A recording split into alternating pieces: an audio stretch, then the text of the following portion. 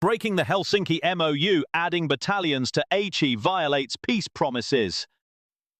2 decades have passed since the people of Aceh and the government of the Republic of Indonesia signed the Helsinki Memorandum of Understanding on August 15, 2005.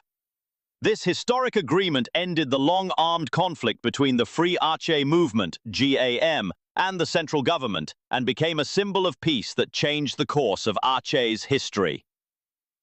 The Helsinki MOU is not simply a political document, but rather a manifestation of trust built through sacrifice, pain, and hope. Aceh chose the path of peace at that time, believing that violence would never bring justice. Therefore, all parties agreed to respect the terms of the agreement, including those concerning the limit on the number of military personnel in Aceh and the prohibition on the permanent deployment of non-organic troops. However, recently, the Indonesian government has taken a highly regrettable step.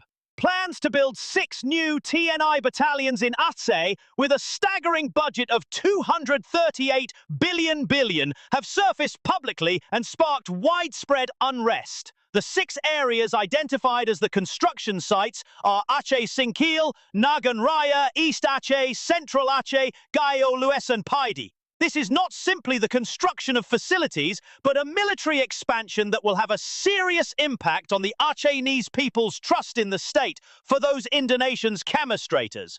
This set reporter, the Acehese people clearly remember the trauma of the long-standing armed conflict that has haunted their lives for decades. The addition of such a large number of battalions without a strong security foundation and outside the terms of the Helsinki MOU is an action that not only violates the commitment to peace, but also reopens wounds that have not yet fully healed. The Helsinki MOU strictly limits the number of organic TNI personnel in Aceh to a maximum of 14,700.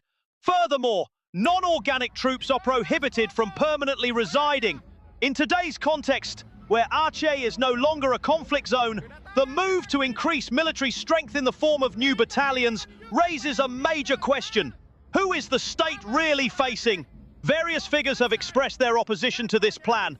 Wali Nangro Aceh, member of the Regional Representative Council DPD-RI, H. Sudirman Haji Umar, Deputy Speaker of the Regional People's Representative Council DPRA, Rusiadi Mukhtar, as well as civil society organisations and advocacy organisations such as Contras Aceh, have openly stated that this policy violates the spirit of peace and could trigger social resistance. The Acehese people are not anti-TNI, but a militaristic approach in a region that is growing peaceful will only undermine the foundation of public trust in the central government. The government must realise that maintaining peace is not enough with slogans and ceremonies. True peace is a commitment to listening to the people, honouring existing agreements, and being fair to regions that have experienced historical wounds.